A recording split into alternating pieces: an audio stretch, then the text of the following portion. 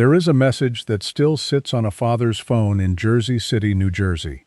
It arrived in the dark, at around 12:30 in the morning, on the 1st of May, 2019.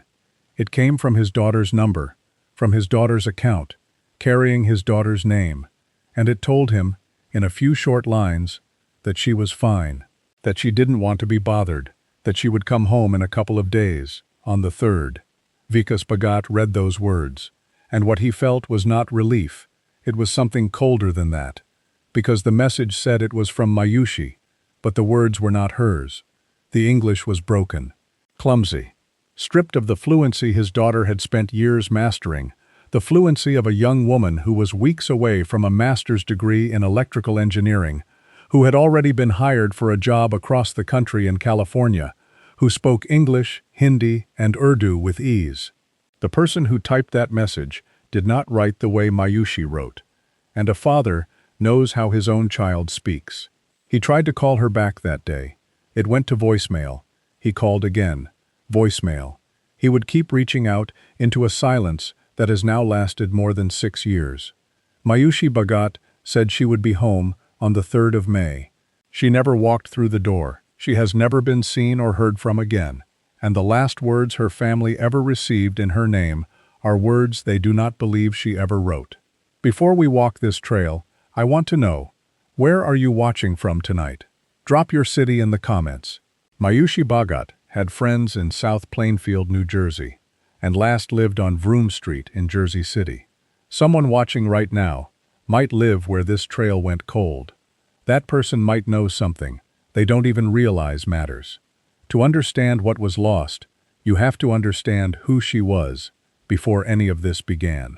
And Mayushi Bhagat was, by every account, a young woman who had built her future carefully, deliberately, and almost entirely on her own. She was born on the 12th of July, 1994, in Vadodara, a city in the Indian state of Gujarat. Vadodara is a place of universities and industry, and Mayushi grew up inside that world of ambition. Before she ever set foot in the United States, she had already begun laying the groundwork for a career in technology. Her professional record points to time at an institute in Vadodara and to a trainee position with Ericsson, the Swedish telecommunications giant. The kind of early experience a young engineer collects when she intends to go far. In 2016, she made the leap that so many students from India make. She came to the United States on an F1 student visa, the visa that allows international students to study at American institutions. She was 21, or close to it, arriving in a country far from home with the intention of building something. She first enrolled at the University of New Hampshire, studying there for a period before transferring to the New York Institute of Technology in New York City. There, she pursued a master's degree in electrical engineering, a demanding field, an unforgiving one, the kind of program you do not drift through by accident, and she was nearly finished. By the spring of 2019, Mayushi had almost completed her coursework. The degree was within reach. More than that, she had already secured employment. A job was waiting for her in California, a position she was scheduled to begin once she graduated. For an international student on an F1 visa, that is no small thing. It is the payoff for years of work. The visa, the study, the transfer, the sleepless nights over circuit theory and signal processing, all of it converging on a single moment where the plan becomes a life.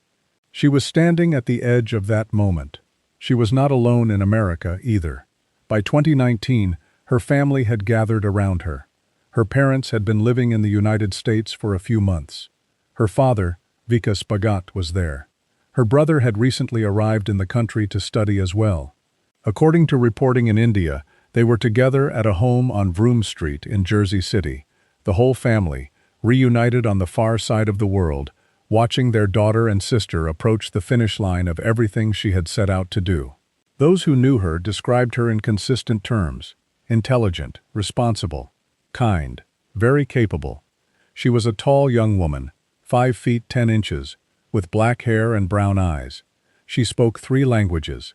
She had a job, a family close by, a degree almost in hand, and a plan for the years ahead. Her father would later put it simply, in words that carry the weight of everything that came after. She was, he said, very happy with her life. That is the person at the center of this case.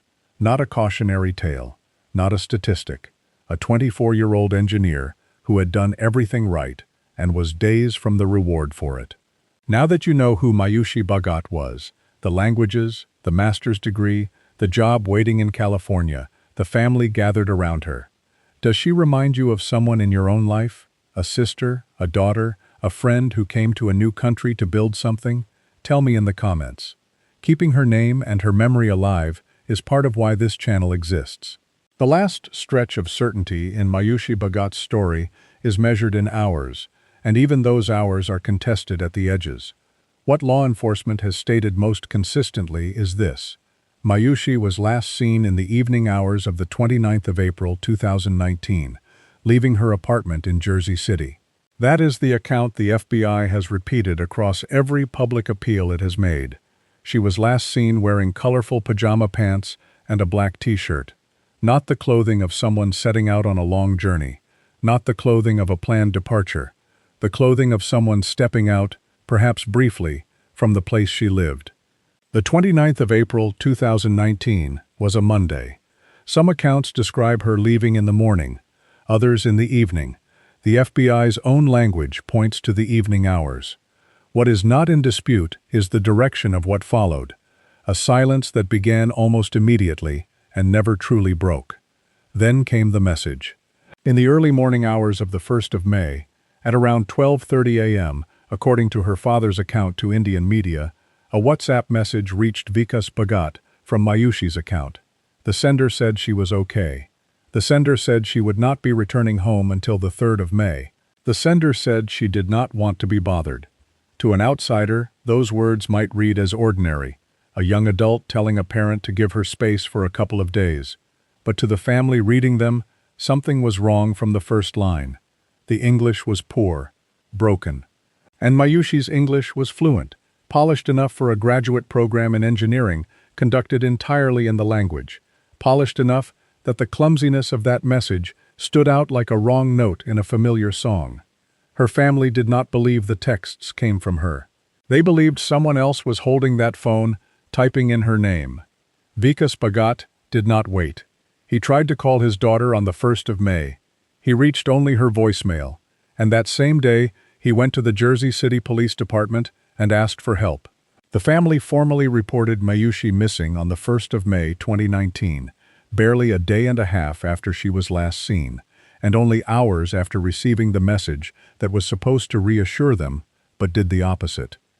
The police, in those early days, asked anyone who had been in contact with Mayushi to come forward, because that was the shape of the problem from the very beginning.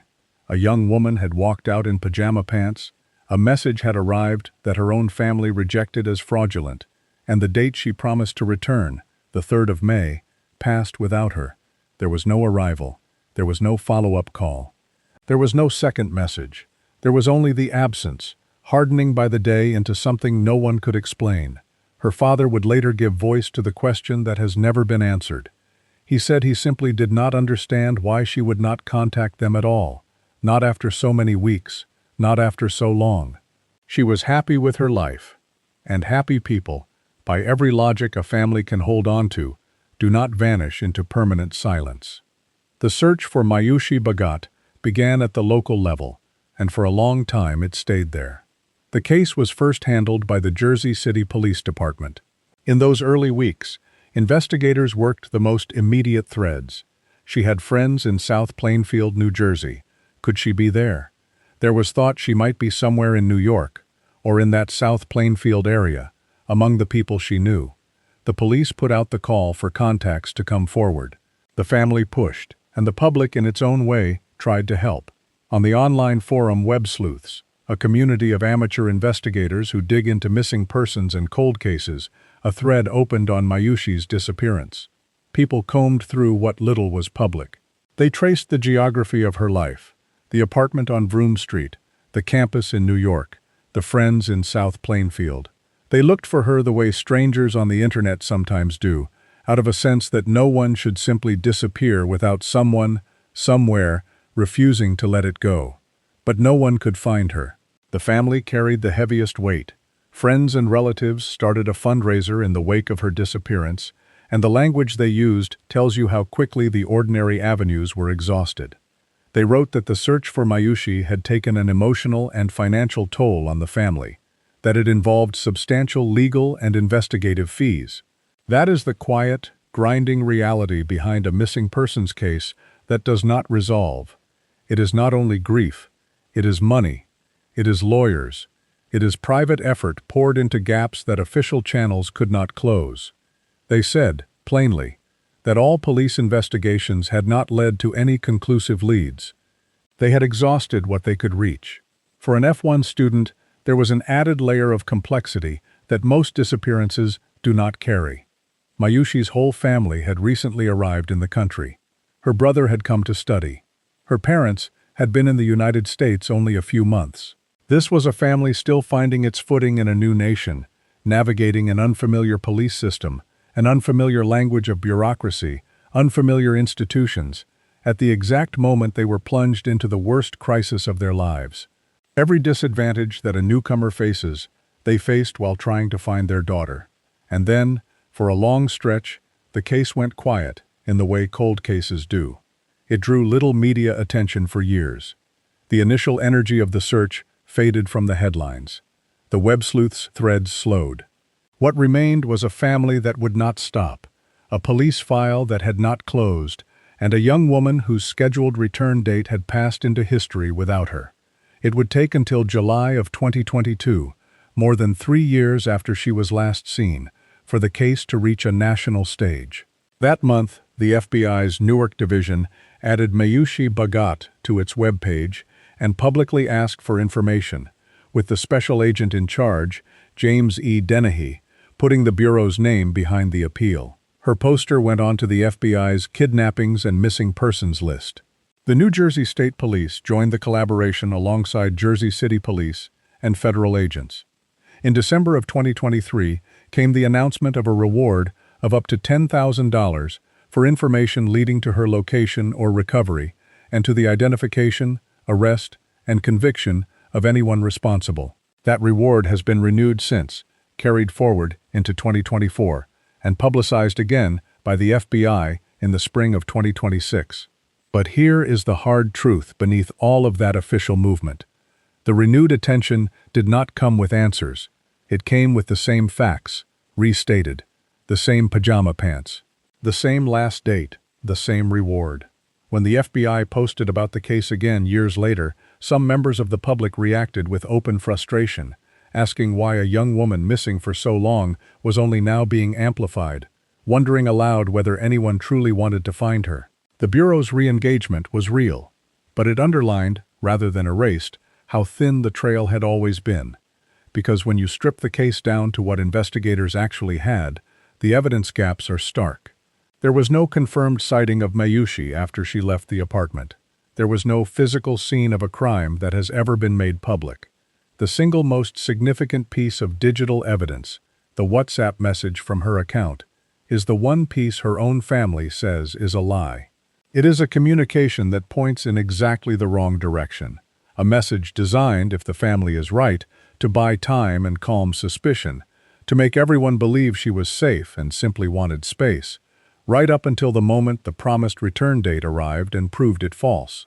Investigators were left with a phone that had spoken in her name after she may already have been beyond reach, and with a public record that contains almost no detail about what forensic work was done, what the phone data showed, or where any of it led. Even the reporting has repeatedly noted how few details of the investigation have ever been released. You've now seen everything that was publicly known: the pajama pants, the message no one in her family believes she wrote, the promised return that never came, and the wall investigators hit almost immediately. Before I lay out the theories, I want to hear yours. What do you think happened to Mayushi Bhagat? Drop your read on this in the comments. Sometimes the person who sees it clearly is watching from the outside. When a case has as few confirmed facts as this one, the responsible thing is to be honest about what is theory and what is not. No one has been publicly named as a suspect in Mayushi Bhagat's disappearance. No arrest has been made. What follows are the leading interpretations of the evidence, and each of them is a theory, nothing more. None has been proven. None is endorsed here. The first, and the one the evidence leans toward most heavily, is foul play.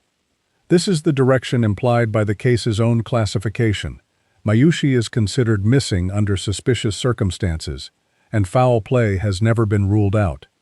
The engine of this theory is the message itself. If, as her family firmly believes, Mayushi did not write the WhatsApp text, then someone else did. Someone with access to her phone, her account, and enough knowledge of her life to attempt to impersonate her to her own father. Under this reading, the broken English is not a slip, it is a fingerprint. It is the trace of a stranger typing in a language they did not fully command, trying and failing to sound like a fluent young engineer.